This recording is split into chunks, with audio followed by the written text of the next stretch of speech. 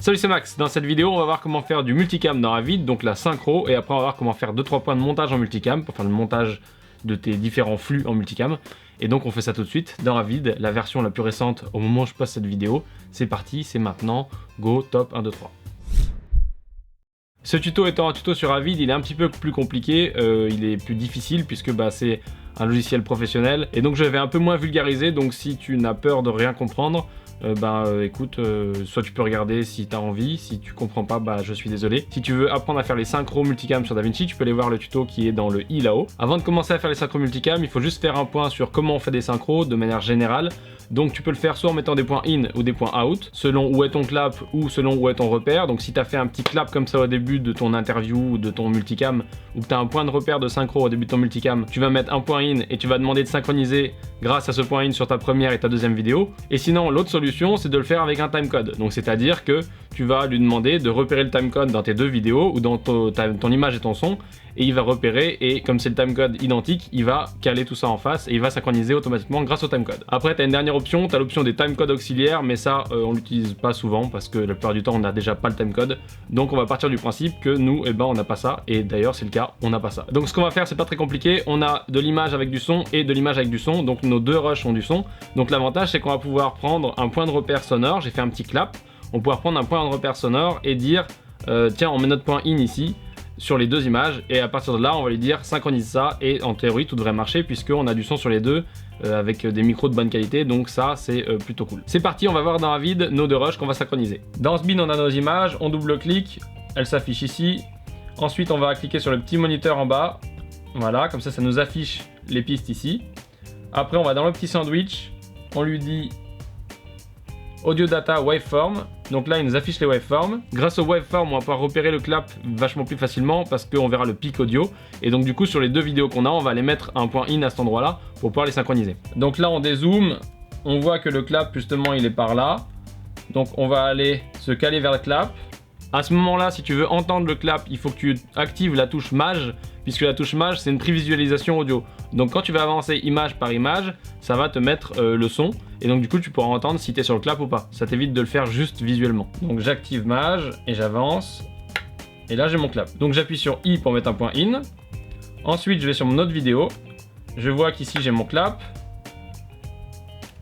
Hop, et je mets un point in. Maintenant mes deux vidéos ont un point in, donc elles sont prêtes à être synchronisées, puisque j'ai mon point de repère, mon point de synchro qui est établi. Pour vérifier ça, tu peux juste agrandir le bin, et tu vois qu'ici on a bien un mark in, donc pour la première et pour la deuxième vidéo, et tu vois que les TC sont pas identiques, donc on n'aurait pas pu faire la synchro au TC, puisque quand tu peux faire une synchro au TC, les TC sont identiques au clap, puisque bien évidemment c'est le même endroit, et le même endroit doit être identique, sinon la synchro TC ne marche pas. Ça me paraît clair. Maintenant, pour faire la synchro, on sélectionne les deux clips, on fait clic droit, et là on va faire auto sync. On veut synchroniser par les points in, on peut aussi le faire par les points out, comme je disais tout à l'heure.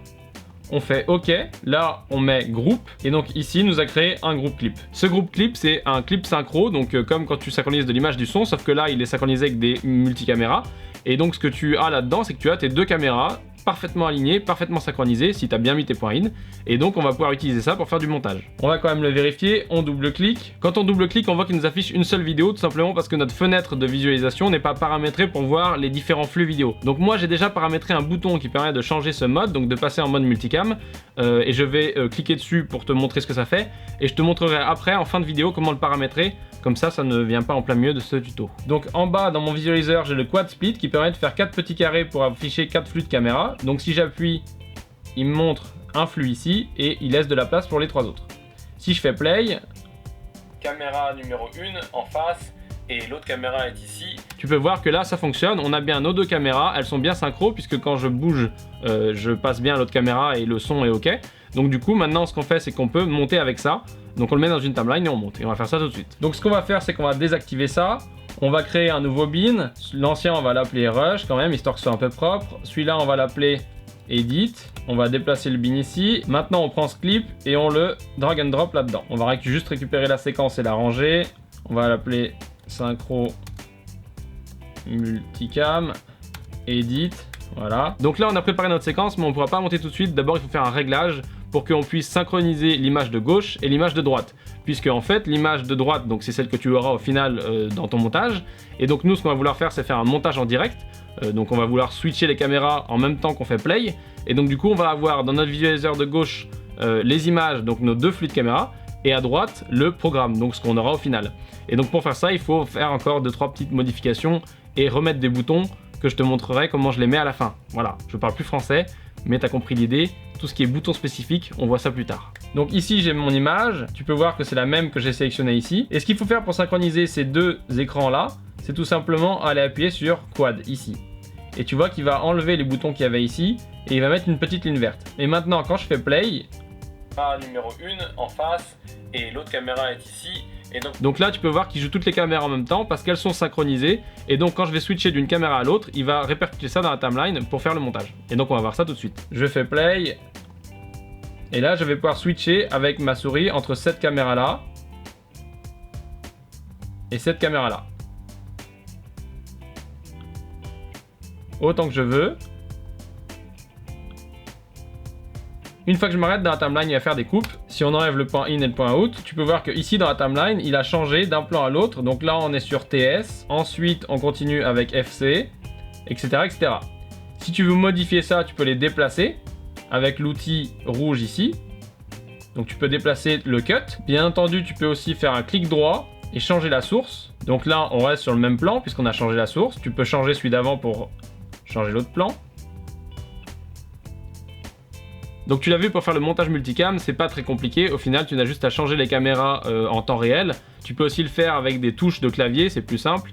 Donc ça, je te montrerai comment on peut faire. Mais avant ça, il y a juste un truc très important qu'il faut que je te montre avant que tu fasses ton export. Donc quand tu as fini ton montage, c'est qu'il faut faire en sorte que ces plans multicam ne soient plus multicam. C'est-à-dire que là, quand tu choisis un plan à un endroit, il n'y a pas que ce plan, il y a toujours l'autre plan avec, c'est juste que tu as les deux disponibles et que tu en as choisi d'en montrer qu'un seul dans ton montage.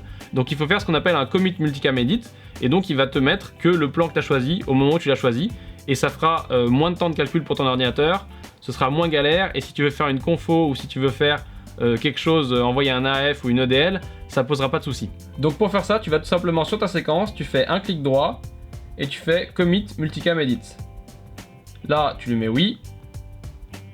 Oui, et il te crée une nouvelle séquence où tout simplement tu vois qu'il n'y a pas les mêmes annotations puisque avant ici on avait le G et que quand tu cliques ici tu peux voir qu'on ne l'a plus et que tout simplement on a chaque plan en individuel. Maintenant qu'on a vu le montage multicam, voyons juste les paramétrages avec les différents outils pour pouvoir avoir tout à dispo comme moi je l'avais. Je vais te montrer ça tout de suite parce que c'est un petit peu compliqué si tu ne connais pas Avid. Pour faire tous ces paramétrages, il faut aller dans Tools.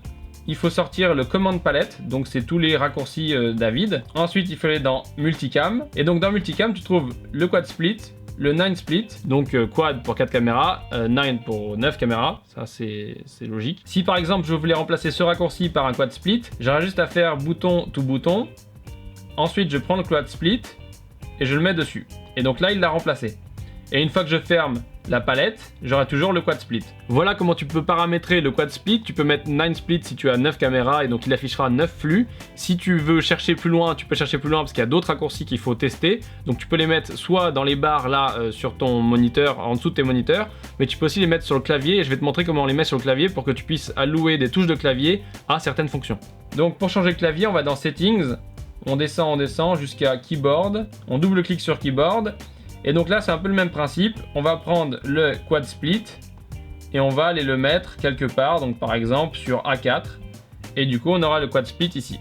J'ai pas encore fait d'épisode sur Avid sur comment paramétrer ton clavier et paramétrer Avid de manière générale parce qu'il y a énormément de choses, c'est très compliqué, ça ferait une vidéo très longue, donc je suis en train de préparer ça, mais tu vois déjà un petit preview ici de façon à pouvoir paramétrer au moins la partie multicam si tu as besoin d'utiliser le multicam vu que tu as regardé ce tuto.